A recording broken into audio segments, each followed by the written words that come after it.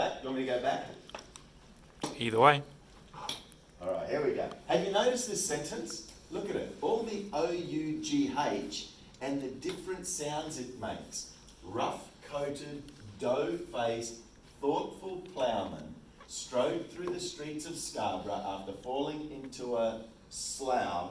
He coughed and hiccuped.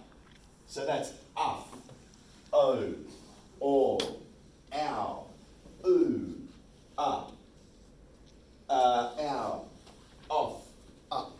It's crazy that those letters can make those many sounds. That's why English is hard to learn. Probably harder than learning Chinese. No, Chinese. No, Chinese is hard.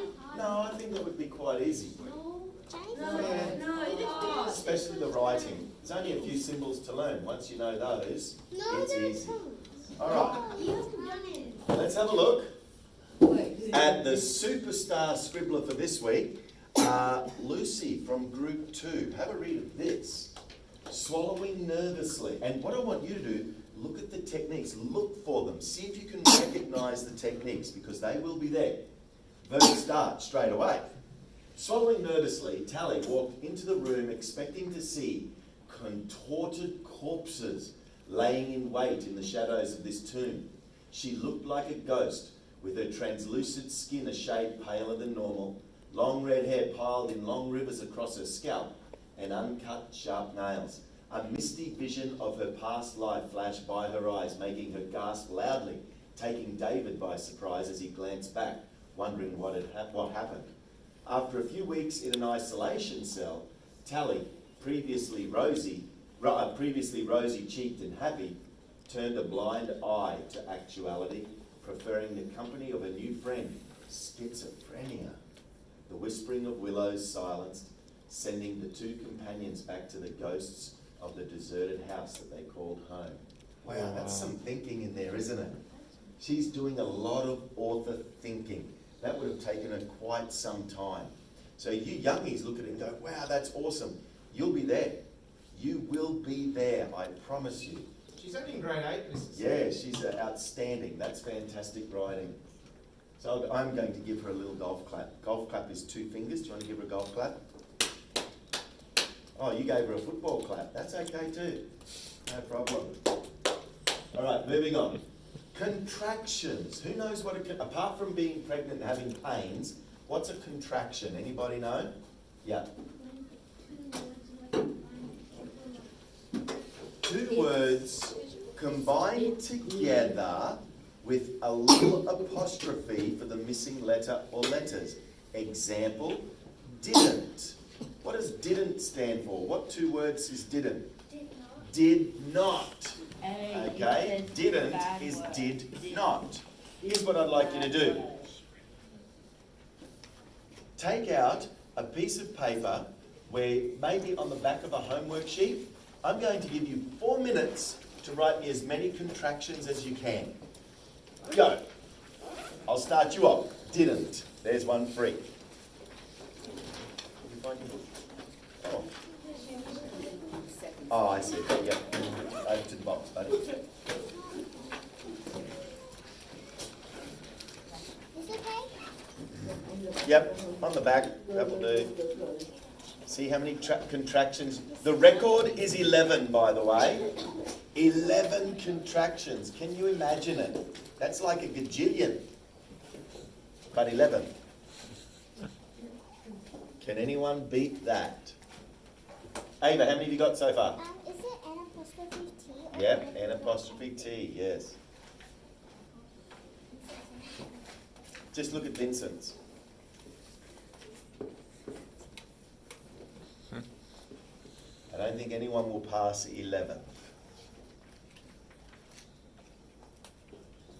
I'm not sure if there is any more than 11.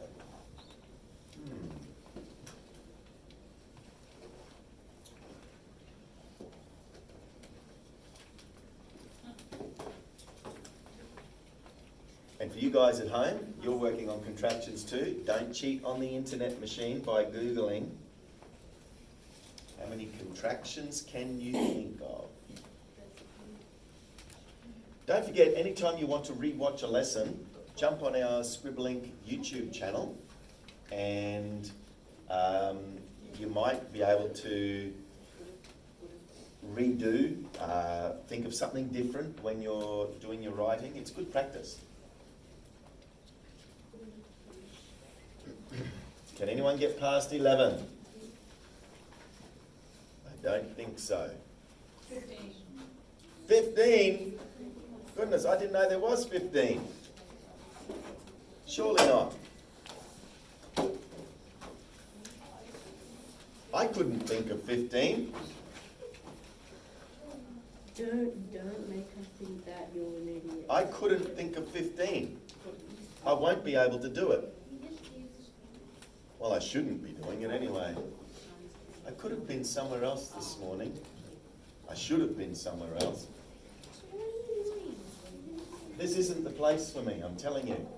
Aren't there other places I could be? She'll know what I'm talking about. He'd know if he was thinking about it. I wasn't thinking about it. So, who'll know? He's thinking, she's thinking. She'd think about it if she wanted to. He'd think about it. Weren't you thinking about it?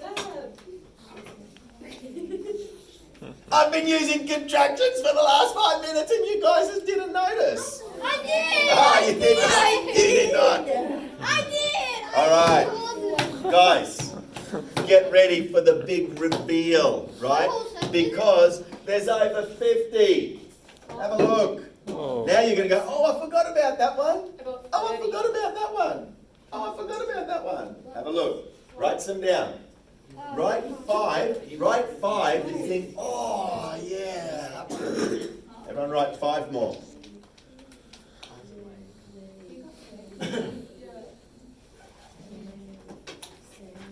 This is one of my favourite. Shan't.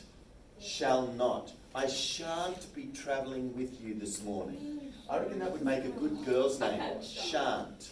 Chantilly lace had a pretty face and a ponytail, hanging down with a wiggle in a walk and a giggle in a talk. Lord, make the world go round, round, round. There ain't nothing in the world like a big-eyed girl to make me act so funny, make me spend my money, make me feel real good, like a long neck, just like a girl. Oh, baby, that's what I like. That's Chantilly lace, very close to shan't. You shan't. Now, if you remember from the course, the Scribbler course, my favourite, write this down. Could not have. Write that. I could not have done it. I wasn't there. Could not have is actually contracted to couldn't have. That's a double apostrophe. You ready? I'll spell it for you. COULDN''T apostrophe VE. Could not have. Couldn't have. And then there's shouldn't have. You shouldn't have done it. Shouldn't have. Should not have. I wouldn't have done it. Would not have. They are my favourite 3 contractions in the entire world, except for T-bone steak. I like that better than contractions. All right. No, steak it. No, steak it. Let's move on. Oh, by the way, the reason I'm showing you the contractions, I was reading student work this week where it was they were doing a play, writing a script, and of course in scripts there's lots of dialogue. It's all dialogue virtually, and they weren't using the contracted forms. They weren't here. There's a contraction. They weren't using contractions, but in dialogue it's important to use contractions. Why? Because people naturally speak with them. Look, I'm going to go get a coffee. We don't say, I am going to go get a coffee. We don't say that. We say, I'm going. I'm going. Imagine this. Quickly, upstairs to your room and clean it. I'm going. You don't say, I am going. Just don't do it. So contractions, while we try and avoid contractions in our regular paragraph writing, we try and avoid them. We need to use them in dialogue, okay? I wanted to point that out because for some reason the kids were they were just using the long forms of everything. I said, guys, that's not how people speak. People use contractions. All right, something brand new. Get ready for the big reveal. This is a bigger reveal than the contractions. What is, are you ready? The name of this robot. You ready? I've named it because he's a robot that goes around your writing and he blasts any poor writing. And I've named him. His name is Frappismox. Yes. Special technical name. Wow. Say Frappismox, Ava. Good. If you can say it, then everyone else is old enough to remember Frappismox. So, what does he do? This is what he does. He goes around and he makes sure you're using your 5 sentence types. Action, description, thought, feeling, atmosphere, and setting. He also makes sure you're avoiding repetition. Repetition. He's making sure you're using lots of adjectives. Boom. Powerful verbs, not grade 1 verbs. Boom. If you haven't noticed yet, the first letter of all these is going across there, just so you know. He also makes sure you're using professional sentences, the other P, like quadruple verb, M-descriptor, injected verb that we've been learning in our booklets. In situ writing, I'm going to explain in a moment. Small words. We don't want too many was, where is, are, has, had, have, be, been, get, got, getting, gotten. Mixed starts, where, when, why, verb. That's the M. The O, making sure your paragraph is about one idea. Okay, one idea. Mr. P walks into the room, the paragraph is about him walking in the room. Mr. P walks out of the room, there's another paragraph where he walks out of the room. Expression, which I'm going to talk about in a moment also. If you can remember Frappismox, or you can come up with a better anagram than that, I'm open to suggestions. This is going to help your writing at school and at home, because what we see over and over and over is when you guys come here to Scribble Ink on a Saturday, we see outstanding writing. When you hand in your homework, most times we see outstanding writing. But are you producing outstanding writing in class? We don't know. So we need an easy to grab method that's going to help you remember to write well at school. Frappismox is the answer. I want to explain these two in more detail. Watch this. Firstly, in situ writing. What it means is putting the reader in your action, like the reader was there with your character. It makes it more active. That's what we want, okay? Have a look at this example and see if you can tell the difference between weak writing that makes the reader seem far away and stronger writing that makes the reader feel like they were there. Can I have 2 volunteers? Okay, you 2, Vincent, neighbour. Excellent. Watch this. Hey, your shoes light up when you walk. Where can I borrow them? Up here, up here, up here, up here, up here, up here, up here, up here, up here, up here. You're growing, you're tall. Over here. Lovely.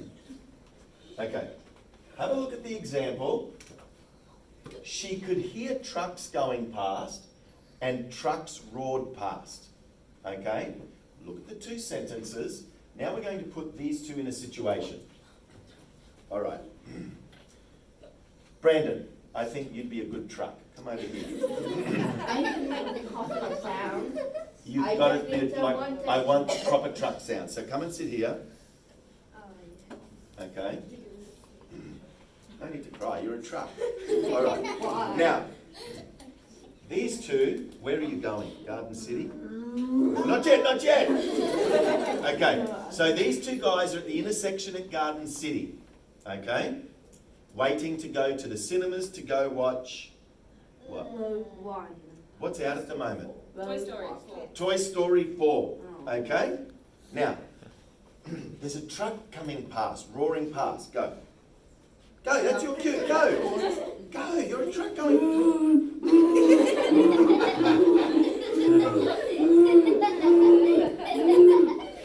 Okay, thank you. Give him a golf clap. Sit down, that's it. The truck roared past. Well done, that was a good truck. Exactly like the Kenworth. Now, Vincent and Ava are at the intersection, right? Now, when he comes to tell you about the truck, the brilliant truck that went past, I want you to tell them about the truck roaring past. Go, tell them. You were standing on the intersection, and what? What happened? The truck. What? The truck? Rode past. The truck roared past. You heard it from his own mouth. Would he say she could hear trucks roaring past? Would he say that? Would he say she could hear the trucks roaring past? No. If he Stop said blaming that, him. that means he wasn't there.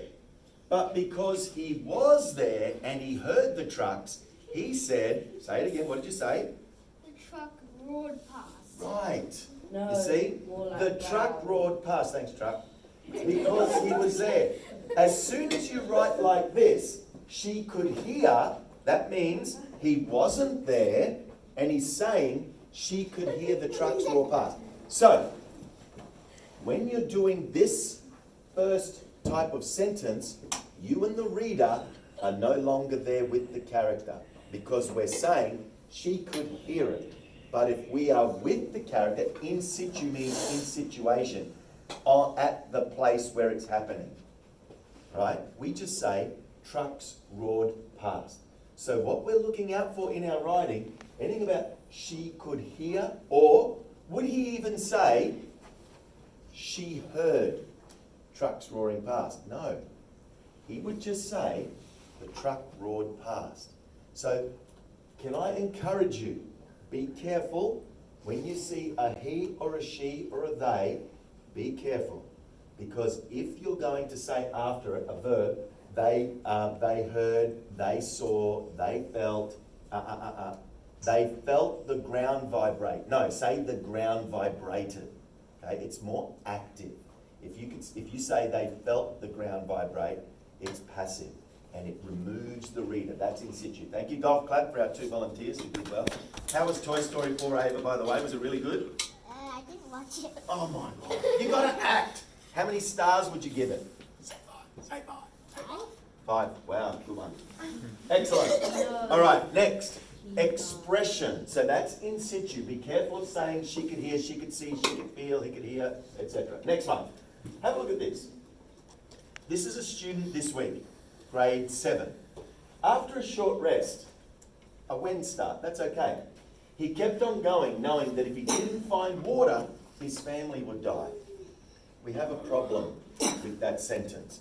And if I don't point it out, it'll sneak right past you and you go, that's fine. There's nothing wrong with that. The problem is this. When we look at expression, we want to look at the way we form our sentences. And this one, let's count the number of words that have 5 letters or less. 1, 2, 3, 4, 5, 6, 7, 8, 9, 10, 11, 12, 13, 14, 15, 16, 17 of the 19 words are 5 letters or less. What does that tell us? That it has a very basic reading level. That probably grade 2, possibly grade 1, okay? This is a grade 7 student. In the previous sentences, fine, they were good. But this sentence snuck past as a very basic, low reading level sentence. Now, for you guys here, we expect you to be writing at your level with words that you know or above. It's the same with you and it's the same with you. But this is a guy who would have been sitting at those tables there writing like that. Rather, we would have something like this. After a short rest, he persisted to save his family from dying of thirst. Look at the difference. Instead of he kept on going, he persisted. It's better, okay? To save his family, not knowing that if he didn't find water, it's just too many small words that aren't on our official list of small words. The was, were, is, are, has, had, have, etc. But when you take all these little ones, it just reads poorly. Okay? So that's what I mean by expression. Check. Have you got sentences that if we ran them through a computer program, and they do exist on the internet, they don't cost anything, you paste your sentence in and it spits out a reading level at age. So if you see something like 6, you know it's not good enough. If a 6-year-old can read that sentence, it isn't good enough, okay? So watch your expression. So that's Frapismo, and we're going to have a go right now. But I will say this. Not everyone at Scribbling yet is ready for the entire Frapismo. That's a lot. Frapismo, sorry, I forgot I added expression. That's a lot to think about. But you know what? When you've practiced enough, I have students who can do the whole lot, but they've been with us 4 years. Okay? For you right now, you need to make a decision. Which ones of these can I focus on? Okay? Definitely 5 sentence types will help you. Rachel was telling me this week, she read a student's work that used powerful verbs and mixed starts. I imagine there was a lack of small words, and I imagine there was a lack of repetition as well. Just those 4 things will produce brilliant writing, okay? That is a lot to think about. What I've been telling students this week is, from now on, in your writing, put Frapismox up the top, and then go and check, have I done those things? If we start now, I know this is complex, but if we start now, and we get used to it, we will get better and better and better. Why? Because we want to transfer the skills into your school writing. I know right now you're going to do great writing, but to transfer it to school, we need to remember these, and Frapismox will help you remember it, okay? So, your job right now, opening up your booklets to the first blank story page that you have. So keep flipping over about